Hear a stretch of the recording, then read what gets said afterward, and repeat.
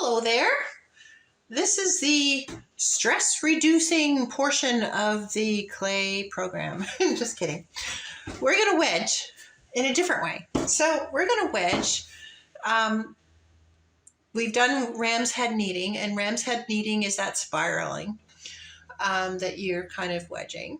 This is also called wedging, but it's going to be very different. And for different kind of similar reasons, but different reasons. So when you're working on the wheel and you have leftover gooey dead bodies that just didn't go well, sometimes what I'll tell students to do is make like little rainbows. And put the little rainbows on the table while you're working. Because it's kind of gooey, but not like soupy gooey. It's just gooey. Having this sit on the table for an hour or two, the air can kind of circulate around your little plug of clay, and it dries it out a little bit so that then you can kind of just wedge it back up again and reuse it. So taking it and wedging on the table, sometimes that will also take a little bit of that gooey off because it'll be on the table, so that will sometimes help. And like I said before, wedging is to get the air out. So this is definitely a clay that's just been kind of hanging around, and you can kind of see the little air pockets in there.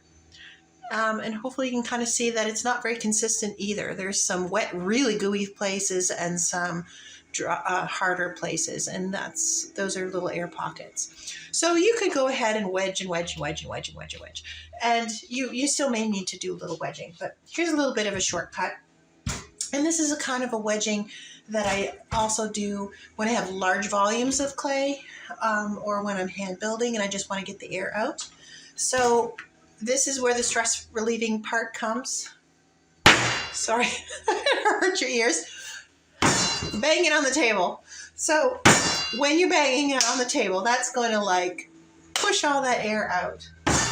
And so the goal with this, when I want to get this into a nice usable state, I want to get the air out, and I also want to get it consistent as far as the mixing goes, because there's some soft bits and harder bits all mixed in. So I'll show you a little technique. So I'm going to take a wire here and cut it in half. And you should, there's a little less air pockets in there, but there's still some air bubbles in there. So when I cut it, I'm going to take the cut sides and put them opposite each other. So they're facing opposite. So I'm going to do this the quiet way. So if you've got a class and people are working on the table and you don't want to like bang on the table to terrify them or knock somebody's delicate piece over, you can just push. That's not as much fun, but it works. So I cut this way last time. The next time I cut it, I'm going to cut it opposite.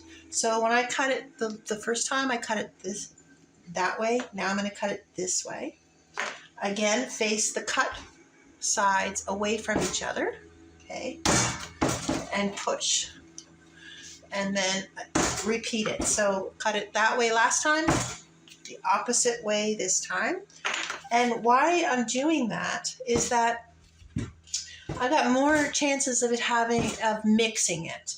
So to make it a little more consistent. So putting the cut sides facing opposite each time will help in that mixing thing, as well as, changing how you cut it. So cut it that way, cut it the other way.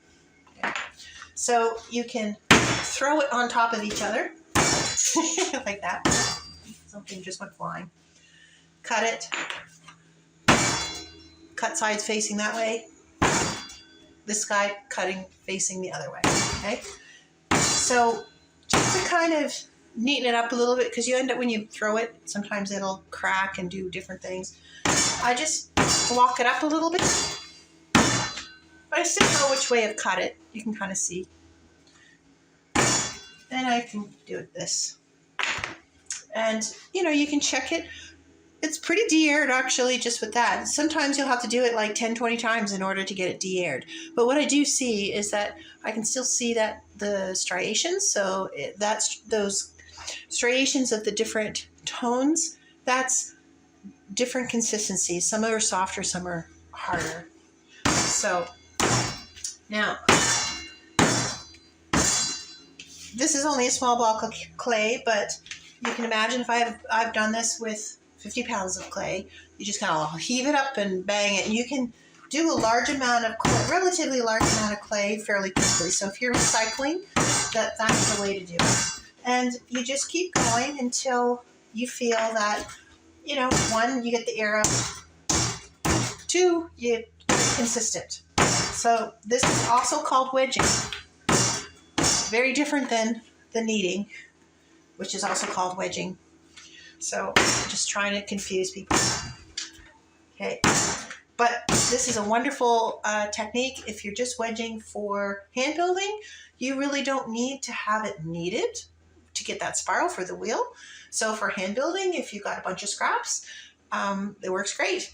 And just for a little note, if you're hand building, what I find is that you end up with all these little, especially if you're slab working with slabs, you've got all these little chunks of clay cut off from different things.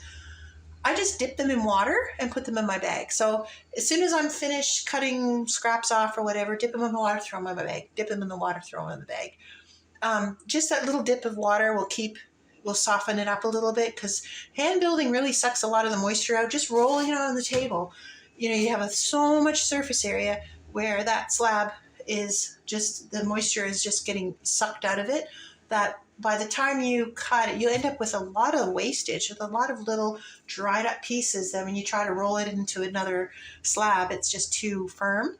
So just dipping your little pieces, throwing it in your bag, and then once you've got a bunch, just ball it up and bang it and wedge it like that. And sometimes just, it's not ready to use right away. Depends on how consistent it is.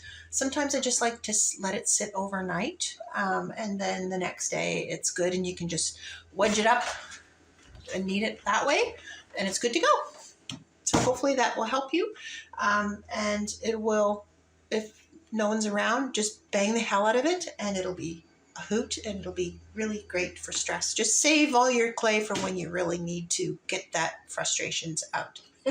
Happy wedging. Bye-bye.